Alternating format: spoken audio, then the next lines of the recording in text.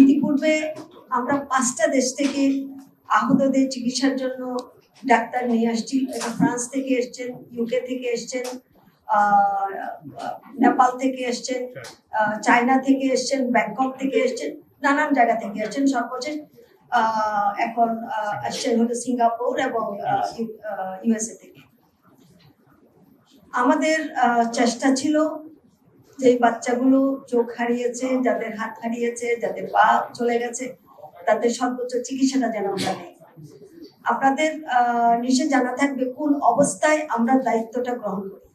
আমাদের টাকশালে ডলার ছিল না, আমাদের সরকারের হাতে টাকা ছিল না, উপরন্তু অনেকগুলো লোন ছিল, সে লোনগুলো আমাদেরকে পরিশোধ করতে হচ্ছিল। এমন অবস্থার মধ্যেও আমরা চিকিৎসার ক্ষেত্রে কোনো কার্পণ্য আমরা করি নাই। আমরা এই পর্যন্ত ৩০ জনকে বিদেশে পাঠিয়েছি, কেউ সিঙ্গাপুরে, কেউ ব্যাংককে।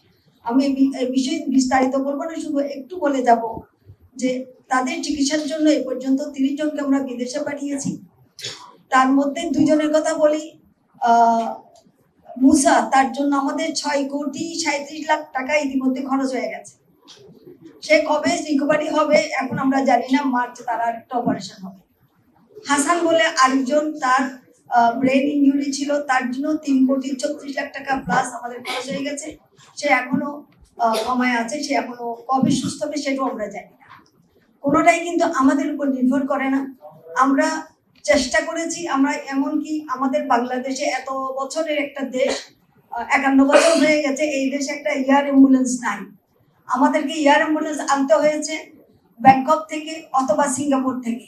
কখনো কখনো এমন হয়েছে সিঙ্গাপুর থেকে ব্যাংকক আসছে, ব্যাংকক থেকে তারপরে আমাদের এখানে আসছে। তার জন্য আমরা একবার প্রায় ৬০,০০০ টাকা পর্যন্ত আমাদেরকে পে করতে হয়েছে এয়ার অ্যাম্বুলেন্সের জন্য। তারপরও আমরা কিন্তু টাকার কথা আমরা চিন্তা করি, টাকা যেভাবে হোক সেটার ব্যবস্থা আমরা করতে পারবো, কিন্তু আমাদের ছেলেগুলোদেরকে আমরা চিকিৎসার সুব্যবস্থাটা দিই।